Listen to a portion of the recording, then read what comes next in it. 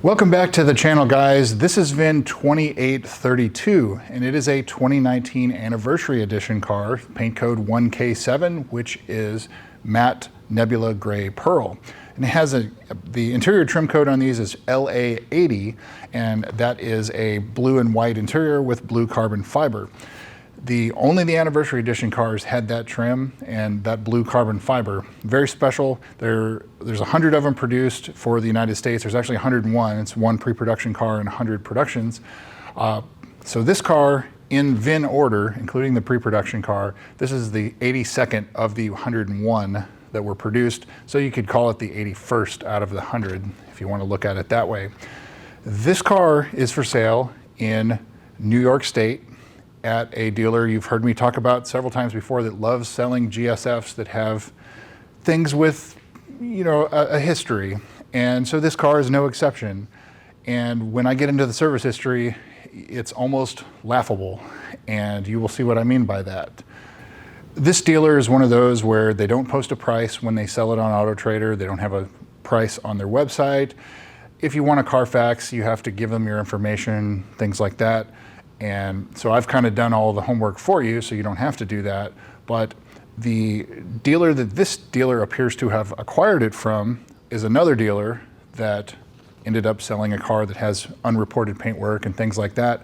And so here's a picture of this car at that dealership.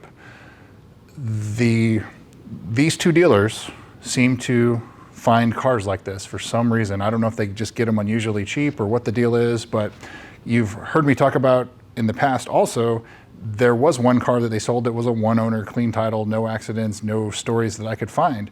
So there are some good ones that come through there, but the problem children seem to find these two dealers. And so let's jump into the Carfax and everything else, and let's jump through that before we get to the service history and everything else. Carfax shows this as a 5-owner, 1 accident or damage reported car, and that's November 7th of 2022, and it doesn't specify as to what. It shows as damage reported.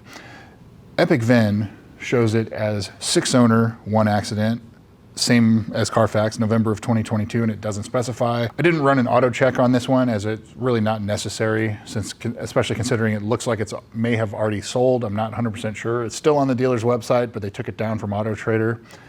It was still up at the end of July, but here it is, beginning of August, and it's not there right now. So now on to the previous sales of this car. So it was first listed for sale in September of 2018 for $93,000, which is what these cars went for. About a $5,000 premium based on the original MSRP, for sale in Florida. It was then listed 10 months later in July of 2019 for $88,000 with 2,000 miles at the same dealer. So I don't know if it was maybe a demo or maybe somebody didn't like it, didn't drive it, returned it, sold it back to the same dealer. Next sale is February of 2022, $73,000, and now had 28,000 miles in Florida at a Mitsubishi dealer, of all places. It looks like whoever bought it from this Mitsubishi dealer in Florida took it to New York. And so based on the service history, it seems like it's been serviced in New York ever since then. It was for sale again in July of 2024 for $60,000 in New York with 69,000 miles. And that's where it was at the first of these two dealers. And then 2 months later, it moved to this current dealer that's selling it in September of 2024, $60,000, same dealer that I talked about, same miles, and it was still for sale at the end of July 2025. So since it became from that first dealer, it's basically been for sale for a year. You've heard me talk about in other videos. If these cars were problem children, they usually sit around for a while. Either that or you have to get them really cheap.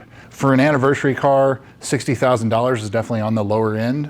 A lot of the anniversary cars kind of trade in the mid to upper 60s, depending on how low mile and how clean they are.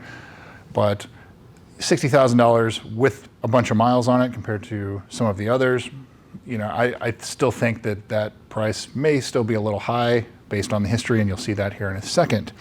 But it's basically been for sale for a year.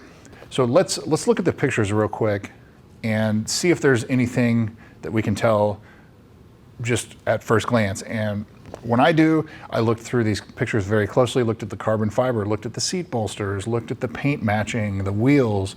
I don't see anything immediately present that would have cause for concerns other than the dealer of which it's being sold at. I did note that maybe the rear bumper looks like it's not quite perfectly matched, but this matte paint, it's pretty difficult to match. That may be the case here. Onto the dealer service history. This car was extremely well dealer serviced, and based on what I found here, there's a lot of entries, and it looks like if there was ever just the slightest issue or anything, they took it to the dealer. And it's most likely because it was still under factory bumper to bumper warranty. And once it was out of warranty, maybe they had an extended warranty, something like that. But you'll see here why in a second.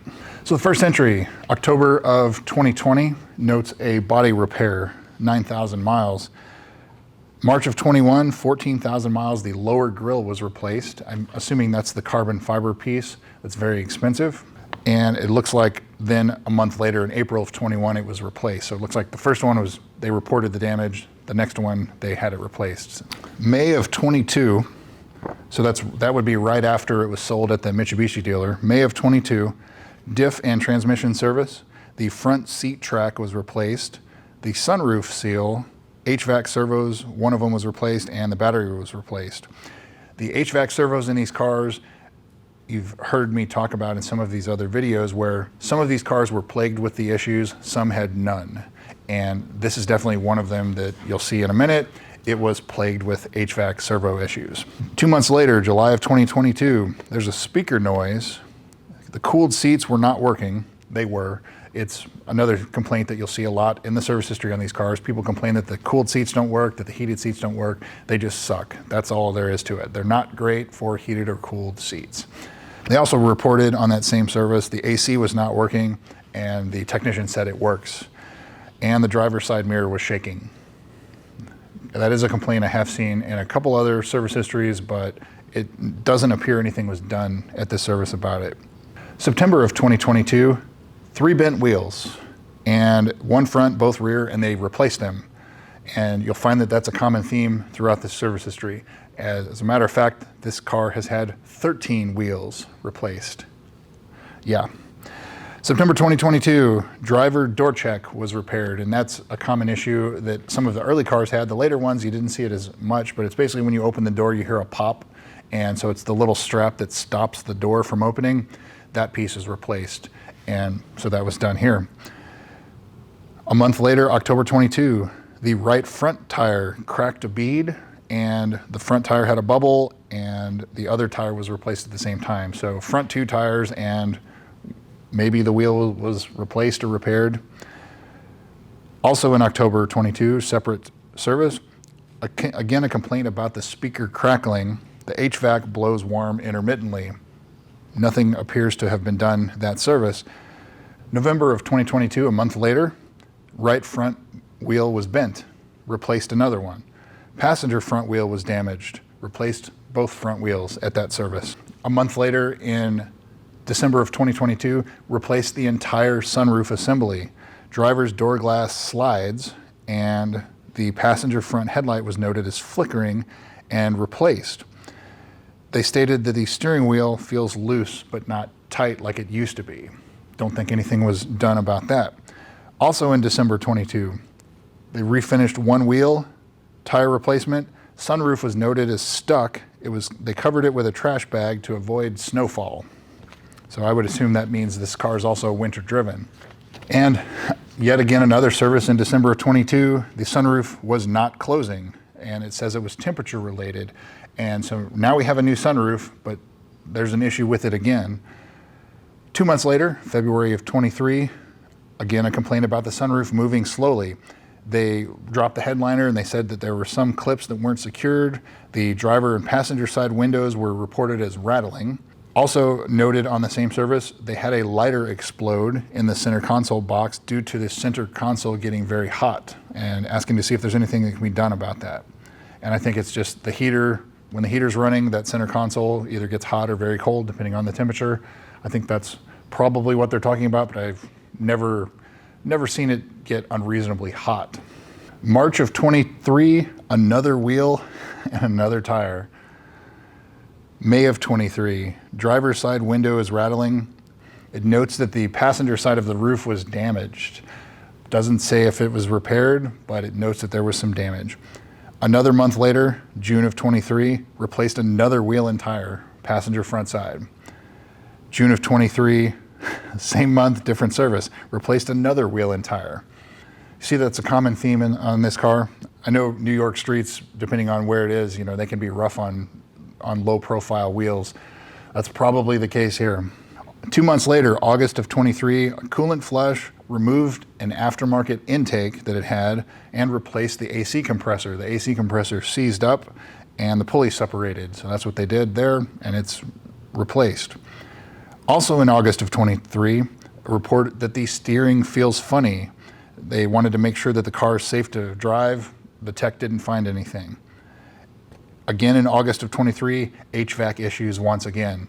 So it doesn't, you see a common theme so far with the service history. It's bent wheels, HVAC issues, sunroof issues. September of 23, 52,000 miles, the passenger headlight malfunctioned. They noted that the tabs were cracked, there was water in the housing, so they drained and sealed it as best as they could and put it back together, but it was not replaced. They also noticed a noise coming from the front end. The right front wheel was bent and the left front wheel had a wobble. A note about the transmission, but it's cut off, so I don't know what went on there, but maybe something about transmission shifting slowly, I'm not sure. October of 2023, now we're on to HVAC servos. Some or at least one of them was replaced. Steering wheel was replaced. Both front wheels are bent yet again, and the passenger headlight was replaced. So that had to be a pretty expensive service, especially if that was out of warranty. A month later, November 23, the steering wheel was replaced yet again. It said that the heater on the steering wheel was not working. So the anniversary edition in the US, those were the only cars that had a factory heated steering wheel. That same service, more HVAC issues and more servos replaced. The front speaker is still rattling, and the passenger side window regulator, I believe, is replaced. So, and finally, we're on to May of 2024, 63,000 miles, so 5,000 miles less than when it was listed for sale. The check engine light was on, and it had a charcoal canister that they did an evap test, and it was leaking from the charcoal canister, so they replaced the charcoal canister. Also not an inexpensive repair. And the final service, again in May of 2024, 63,000 miles, replace both front and rear bumpers at a cost of $3,100, and it also notes needs front and rear brakes. So I guess the big question there is, why were the bumpers replaced? The accident was in 2022, and it seems like after 2022 is when all of this stuff went on. But the fact that it didn't relate to what was damaged in the accident, and all of these other issues, that alone would make me want to walk away from this. But total of 13 wheels and tires, 2 bumpers, 2 steering wheels, and a whole lot of tires related to that, and a bunch of HVAC issues and sunroof issues. Now, this car's special being an anniversary car, but compared to some of the other cars that are out there, the combinations, it's not rare. It's actually not even in the top 3 for the rarest colors on these cars. It's the 4th. The pricing, I think, based on the history of this car and the number of owners, 5 or 6 owners, I would say the car is priced high, even for a 2019 anniversary. But you have to also remember, this car has a lot of issues, and I don't see anything also about the front lower control arm bushings being done either, so that's another thing. But with all of the history of the wheel replacements, the bumpers, there's the damage noted on the roof on the passenger side in the service history that we don't know anything about. The issues with the sunroof, there's so many things out here. And I know that the anniversary cars don't come up for sale very often, but this is definitely one that I would probably run away from. And it looks like it's sold, but if you're the guy that bought it, let me know in the comments. But this car has had a number of issues. Headlights, steering wheels, sunroof, damage on it, the wheels and tires, that's probably self-inflicted, the HVAC issues nonstop. But basically, like the last 3 or 4 years, this car has just had constant issues. But I think that's probably why this car has so many owners. I think that the people were just tired of dealing with the issues on a car that's $60,000, $70,000. So it's said, dump it and let it be somebody else's problem. And I think that's what's been going on. That's why this car has 5 or 6 owners. So would I buy this car? No, I would not. I mean, just straight no. This is not one I would even consider. It is likely also winter driven is what it sounds like. It has higher miles for an anniversary edition, and it has quite the history as you've seen. I don't know, if you can get it cheap enough, maybe it's a good buy, but in my eyes, I don't see it. You know, I would probably even price this like in the upper 40s, lower 50s, something like that, compared to the rest of the market, just because there's so many other potential issues this car could have. It already sounds like it needs brakes and it hasn't been done. So, I mean, there's constant issues that have plagued this car for like the last 3 or 4 years. So that's enough for me to walk away. But that's what I got for you guys, VIN 2832. So if it does pop back up for sale, this is all the info on it. Thanks again for watching, guys, and we'll see you soon.